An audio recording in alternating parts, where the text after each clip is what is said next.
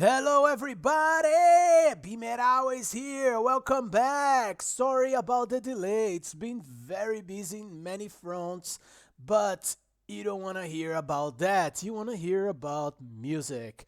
And today I want to talk about Exodus, Persona non grata, in my weekly heavy metal album review. This album was released by Nuclear Blast on November 19th, 2021. Now, of course, everyone knows Exodus, but here is a quick background. Anyways, the American thrash metal band was formed back in 1979. Their current lineup consists of guitarist Gary Holt and Lee Altus, bassist Jack Gibson, drummer Tom Hunting, and lead vocalist Steve Zitro Souza. Known as the kings of the Bay Area scene, along, of course, with Metallica, they are often credited as the pioneers of the Bay Area thrash metal scene. Bounded by Blood, their debut album is regarded today, along with Metallica's Kill 'Em All, as one of the landmark albums responsible for launching the thrash metal wave. And this is also the only full-length studio album of Exodus to feature Paul Baloff on vocals. And unfortunately, this is the last band that I've seen live before the pandemic. I was in the tour actually that together with Death Angel and Testament, and that the drummer from Death Angel got really sick from COVID-19. Gary himself, I think, was infected. Yeah, I was there.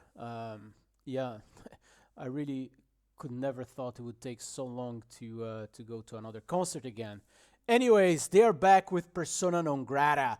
Fast forward to 2021, and this album is their 11th studio album. It is their first one since the very good Blood In, Blood Out from 2014. That album was their first release since the departure of the group's lead singer of 9 years, Rob Dukes. And of course, Zitro returned because he previously fronted Exodus in from 86 to 93 and from 2002 to 2004. Now, back to 2021, Persona Non Grata was produced by the band, but also mixed by Andy Sneap.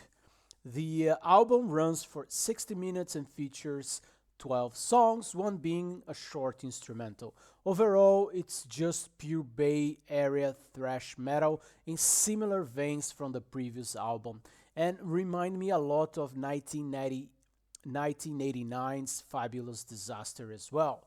Interestingly, both Persona Non Grata and Fabulous Disaster were recorded by the band together on the same location for the process, instead of having the musicians coming in and out or sending the recording parts separately.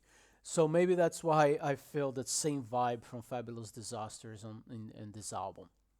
The album opens with the title track, and immediately a rapid fire riff from Gary blasts in at double speed.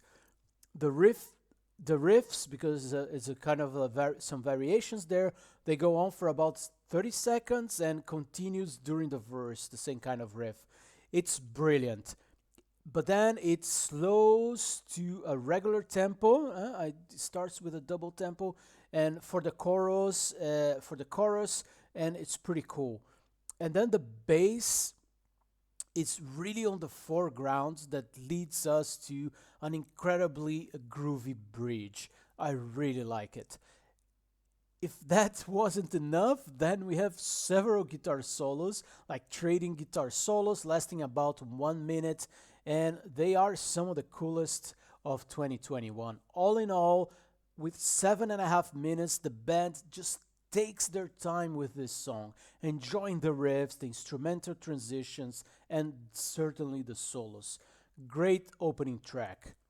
Zitro delivered a strong performance in this album. He uses different techniques and a broader range, and the title track is a good example of that. Another one that I really feel that he used a little bit different approach is The Fires of the Vision. We also have REMF, and this song does not slow down things, and the tempo continues to be very high.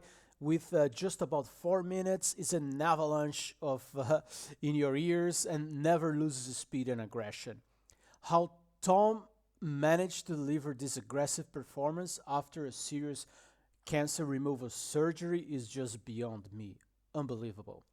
Things get groovier with Slipping into Madness. This intro is pretty nice, pretty groovy, but still, it's a high tempo song. For the first time on the album, we hear in the song gang vocals, which we know the band uses quite often in their compositions. In this case, is to emphasize the song title during the chorus. Several trading solos again on the song, and also actually there's a quite nice twin guitar harmonization to make Steve Harris really proud. Elitist features a punky feel and a pretty catchy melodies. Much groovier song than the heavier ones that are around this one.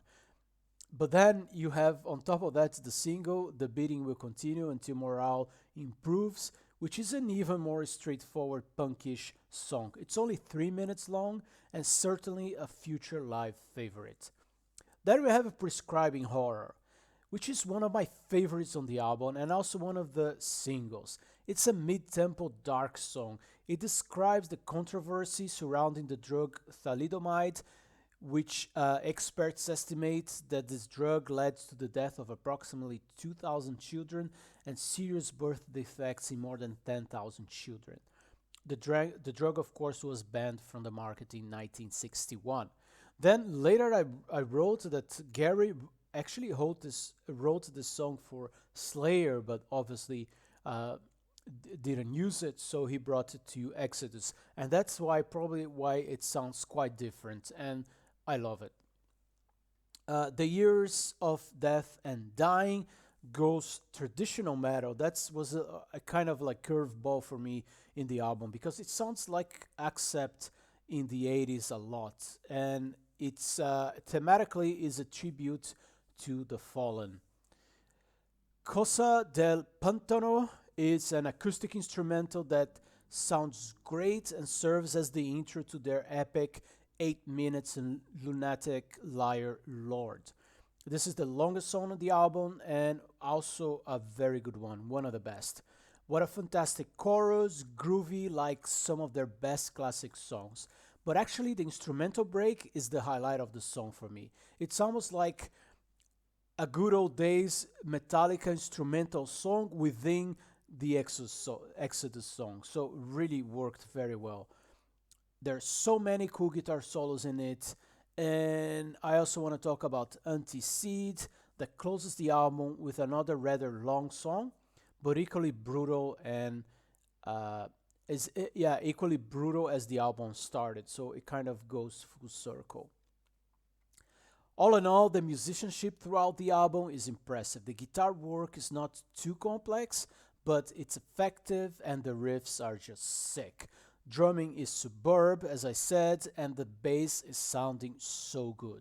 You have to pay attention to the bass, but when you do, you will find that the bass is banging the chords so hard, it sounds really good. And of course, I'm sure that's the magic of Andy Sneap behind the desk. Now, if I want to be picky here, my favorite songs on the album were the more complex, longer songs with lots of riffs and solos.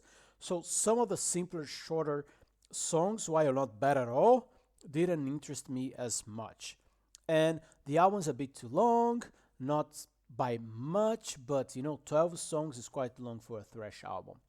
And while I'm not in love of Zitra's voice, it works well in most of the songs, but sometimes it was too much sounding like Udo from Accept or the singer from Overkill. But all of that are no big issues, just really splitting hairs here. To wrap it up, after a long wait, Exodus delivered a great follow-up to the already very good Blood In, Blood Out. If I didn't know the band, I'd have a hard time believing that this is a thrash album written by veterans, including a cancer survivor on the drums. I mean, it's really unbelievable what they were able to accomplish here. The speed and aggression never stops. It's pure thrash metal for old timers and sounding well enough for new fans as well. The production is modern and fresh, and the band was able to mix very straightforward songs with longer, more elaborated ones, usually filled with riffs and solos. All in all, very good album and a really fun ride. Highly recommended, 84 out of 100. Thanks for being here, for listening, and be mad always.